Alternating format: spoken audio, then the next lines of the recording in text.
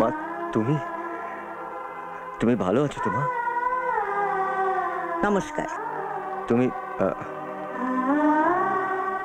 আপনি বসুন। ধন্যবাদ, আপনি বসুন।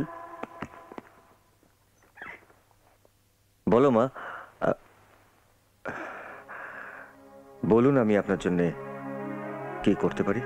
কিছু মনে করবেন না অর্জুন বাবু, আমি কোনো সন্তানের কাছে নিজের জন্য কিছু চাইতে আসিনি। আমি এসেছি কৃষি দপ্তরের প্রধানের কাছে আমার রামনগর গ্রামের চাষিদের সমস্যার কথা বলতে। রামনগরের চাষিদের চাষ করতে খুব অসুবিধে হচ্ছে, প্রয়োজনীয় জল তারা পাচ্ছে না। এর আগে এই চেয়ারে যিনি বসেছিলেন তাকে আমরা লিখিতভাবে দরখাস্ত করেছিলাম, কিন্তু জলের বদলে তিনি শুধু মিথ্যেই প্রতিশ্রুতি দিয়েছিলেন। আশা করি আপনি মিথ্যে প্রতিশ্রুতি না দিয়ে একটা খাল কেটে এই রামনগরে জল আনার ব্যবস্থা করবেন। আর সেই জন্যই তো আপনার কাছে আসা, কারণ ওই খাল কাটার অনুমতিটা একমাত্র আপনিই দিতে পারেন। আপনি খাল কেটে জল আনলে চাষিরা বাঁচবে, আর জল না আনলে চাষিদের চোখ দিয়ে যে জল পড়বে তাতে শুধু ওদের সংসার নয়, মনে রাখবেন আপনার এই দপ্তরটাও কিন্তু ডুবে যেতে পারে। আপনি কোনো চিন্তা করবেন না, যত তাড়াতাড়ি সম্ভব আমি খাল কেটে জল আনার ব্যবস্থা করব। আসলে কি জানেন, ওই রামনগরে আমার মা থাকে।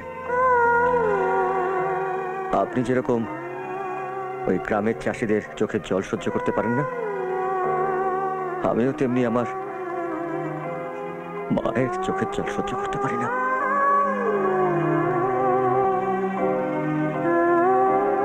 আচ্ছা, আমি চলি। শুনুন,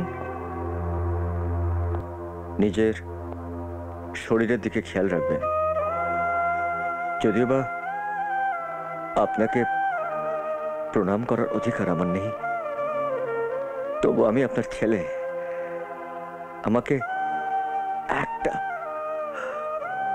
একটা প্রণাম করার থেকে বঞ্চিত করবেন না।